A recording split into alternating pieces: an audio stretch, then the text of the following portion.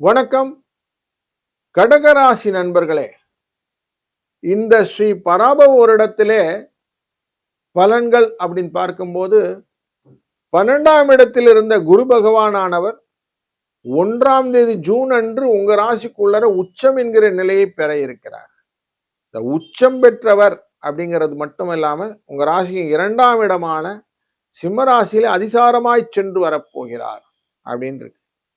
இப்போ உங்களுக்கு இதை பேஸ் பண்ணினா எப்படி இருக்குன்னு பார்க்கணும். அதே மாதிரி ராகு கேது அப்படிங்கிற இந்த பாம்பு கிரகங்களுடைய பெயர்ச்சியும் இந்த வருஷத்துல 15ஆம் தேதி டிசம்பர் அன்று இருக்கிறது.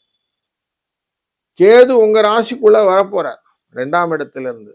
இப்ப இதனால பலன் என்னன்னு பார்க்கணும். அப்படின்னா குடும்பத்துல நிறைய செலவு கொடுப்பார்னு அர்த்தம் ஆயிடும். இந்த குருவுடைய வரவு எப்படி இருக்கும்னா நிறைய தெய்வ ஸ்தலங்களுக்கெல்லாம் செய்யக்கூடிய யாத்திரைகள்னு சொல்லுவோம். அப்படி யாத்திரை போறதுக்கான நிறைய வாய்ப்புகளை ஏற்படுத்துவார்.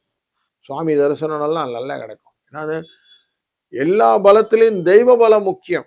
தெய்வ பலம் இருந்தா நிறைய சாட்சி விடலாம். அதுல முக்கியமா ஐப்பசிலேருந்து தை மாசத்துக்குள்ளார தை பிறந்தா வழிபறக்கன்னு உட்கார்ந்து இருக்கிற திருமணமாகாத குழந்தைகளுக்கு தம்பதி சகேதராக வருவதற்கான வாய்ப்புகள் யோகங்கள் உண்டாகும். இப்போ நிறைய கல்யாண விஷயங்கள்லாம் நிறைய நடக்கும். சுப செலவுகள் வீட்டிலே உண்டு.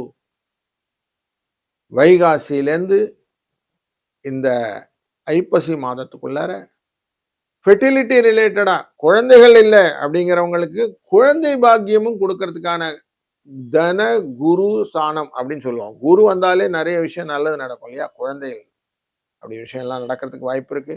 இது கேது 2ஆம் இடத்துல இருந்த காலகட்டங்களிலும் 12ஆம் இடத்தில் இருந்த குருவின் காலகட்டங்களினாலும் நிறைய ஆரோக்கிய குறைபாடுகள் இருந்தது. அந்த ஆரோக்கிய குறைபாடுகள் படிப்படியாக நீங்கிவிடும். இந்த வருடத்திலே ஸ்ரீ ரங்கநாத பெருமானை தொடர்ந்து வழிபடுங்கள். மனதிலே ரங்கா ரங்கான்னு மனசுல சொல்லிட்டே வாங்க.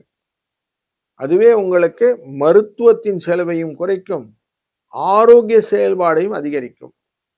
லக்ஷ்மி தாயார் எப்படி காலை அமுக்கிட்டு இருக்கிறாரோ அதே மாதிரி வீட்டுல பெண்கள் கணவரின் காலை அமுக்கிவிட லக்ஷ்மி கடாட்சம் நிச்சயம் உண்டு.